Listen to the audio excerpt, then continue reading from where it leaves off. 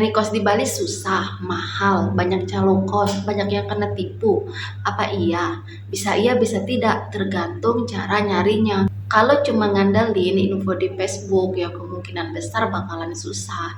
Karena yang kebanyakan sharing di Facebook itu mereka nyari tukaran kos. Dan memang kebanyakan calo kos, jadi mereka minta fee-nya juga lumayan, 300.000, 400.000. Makanya banyak yang kena tipu karena cuma ngandelin info di Facebook. Aku juga sering baca itu ya, sampai yang dia udah bayar kos duluan padahal dia belum nyampe ke Bali. Itu resiko sekali. Sebenarnya nyari kos itu nggak sesusah itu kalau mau jalan sendiri nyisir dari gang ke gang.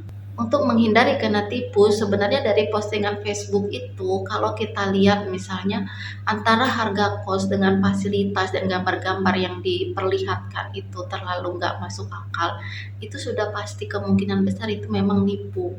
Karena aku sudah membuktikan beberapa ya, itu postingan yang memperlihatkan gambar itu yang fasilitas lengkap, gambarnya pokoknya bagus deh, yang fasilitas lengkap, gambarnya mewah kayak hotel, tapi harganya cuma 1,5 sebulan. Dan rata-rata yang nipu itu kalau kita WA itu mereka nggak mau ngasih Sherlock. Ataupun kalau mereka mau ngasih Sherlock, mereka akan bilang kita cuma bisa survei lokasi. Kita nggak bisa lihat kamar. Kalau mau lihat kamar kita harus ngasih eh, seperti DP untuk dia buatkan kwitansi untuk bisa melihat kamar. Itu jelas nipu. Karena beberapa itu aku datangin langsung ke tempatnya dan ketemu langsung dengan pemilik kosnya. Ternyata kos-kos yang fasilitas lengkap seperti itu, apalagi daerahnya daerah Kute gitu, minimal itu 3 juta paling murah. Itu ada yang 4 juta, 4 juta setengah, tapi di Facebook oleh penipunya itu diiklankan dengan harga 1,5. Dan untuk yang nyari tukeran kos itu kan biasanya cuman untuk yang sama-sama udah punya kos di Bali. Nah, kalau yang baru datang ke Bali kan belum ada. Jadi kalau yang baru datang ke Bali aku sarankan untuk 1 hari pertama itu cari penginapan dulu 1 hari. Jadi 1 hari itu dipakai untuk nyari kos. Aku satu hari pertama yang ngandelin info Facebook itu nggak dapat, dan 1 hari berikutnya aku benar-benar nyari sendiri dari gang ke gang di sisir itu ya, itu banyak kosan dan itu langsung dapat. Banyak yang bilang kan di Bali itu susah nyari yang bisa buat keluarga apalagi bawa anak, tapi ini yang aku dapat ini bisa bawa anak, ini bisa buat keluarga. Jadi kosnya ini kalau kita bawa anak itu tambah 50.000 dan nggak banyak peraturan, yang penting bersih, nggak bikin keonaran, keributan gitu. Kosnya juga bagus, bersih, lihat aja bagus. Ada ruang buat tamu, kamar mandi di dalam, itu juga toilet duduk, shower, ada wastafelnya buat dapur, bagus kok.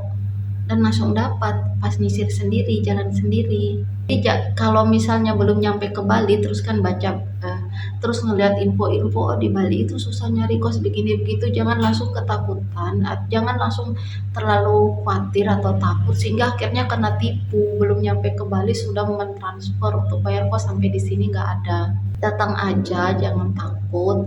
Jangan juga ini merasa keberatan untuk cari penginapan dulu buat 1 hari. Penginapan yang murah 1 hari itu juga banyak yang 100.000 sehari. Jadi kalau misalnya 1 hari belum dapat, 2 hari nggak apa-apa nyari kos, setidaknya nggak kena tipu ya kan. Terus kalau kita udah ada di penginapan sehari kan kita nyari kosnya nggak usah sambil bawa barang-barang, itu kan lebih lebih enak. Kalau benar-benar kita nggak ada tempat buat naruh barang-barang, nyari kos sambil bawa barang-barang kan ribet. Akhirnya ngandelin info-info di Facebook, hasilnya kena tipu. Dan kalau nyari itu kita mau nyarinya daerah mana, kita itu jangan loncat-loncat. Misal kita masuk satu gang sini lihat penuh semua langsung loncat jauh, ngeliat penuh semua langsung loncat jauh, jangan seperti itu. Kita misalnya mau nyarinya daerah mana ya, di daerah situ per gang kita sisirin, itu insya Allah ada kok, ketemu kok. Nggak sesusah itu kok nyari kos di Bali dan nggak semahal itu. Malah kalau menurut aku lebih mahal kos di Jakarta kok daripada di Bali. Karena menurut aku ya, kosan di Jakarta itu kan rata-rata satu kamar aja begitu kan, satu kamar. Maksudnya rata-rata kan cuma ruangan 3x3 atau ya rata-rata ruangan 3x3 terus kamar mandi di dalam. Sedangkan di Bali ini mereka tuh bangunannya kan benar-benar bagus.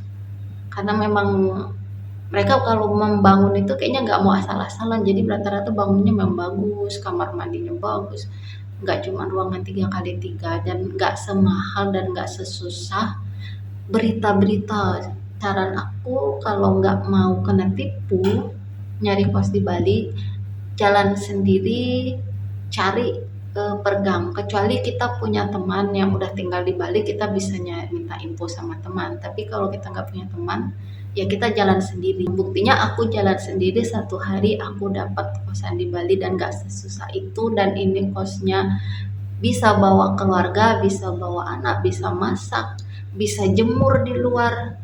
Dan kosannya juga bagus, ada ruangnya tuh, ada 3 ruangan, dan ini tuh bagus. Pokoknya kalian yang mau datang ke Bali jangan terlalu khawatir buat nyari kos, cari pas insya Allah ketemu. Sekian dulu info dari aku, terima kasih.